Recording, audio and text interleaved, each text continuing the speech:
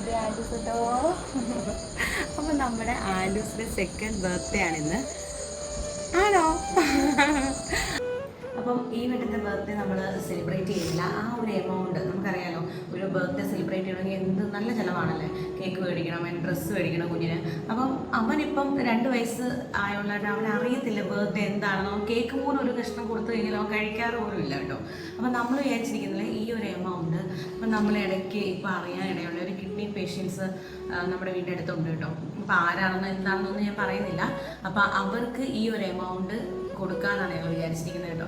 കാര്യം വെറുതെ നമ്മൾ ഒരു കേക്ക് മുറിച്ച് അല്ലെങ്കിൽ ഡ്രസ്സ് എടുത്ത്, എനിക്ക് തോന്നുന്നു ഫസ്റ്റ് ബർത്ത്ഡേക്കും മാമോദീസയ്ക്കും എടുത്ത ഡ്രസ്സ് പോലും ഇതുവരെ ഇട്ട് തീർന്നില്ല. കാര്യം എങ്ങും പോകുന്നില്ലല്ലോ, പള്ളി മാത്രമേ പോകുന്നുള്ളൂ, അല്ലാതെ പ്രത്യേകിച്ച് എങ്ങും പോകുന്നില്ല. അപ്പം വെറുതെ കുറേ ഡ്രസ്സും എടുത്ത് കേക്ക് വാങ്ങിച്ച് അത്രയും സെലിബ്രേഷൻസ് കുറയ്ക്കാമെന്ന് വിചാരിച്ചു കേട്ടോ. പൊതുവേ കാര്യം നമുക്ക് 3 മക്കളുണ്ട്. ഇവിടെ എല്ലാ ബർത്ത്ഡേ നമ്മൾ എല്ലാ വർഷങ്ങളിലും സെലിബ്രേറ്റ് ചെയ്യുന്നുണ്ട്.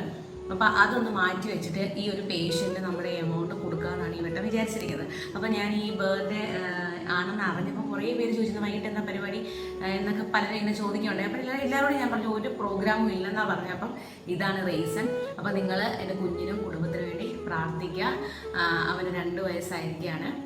അപ്പോൾ നിങ്ങളുടെ പ്രാർത്ഥനയും സ്നേഹവും എന്നും കൂടെ ഉണ്ടായിരിക്കുമെന്ന് വിശ്വസിക്കുന്നു.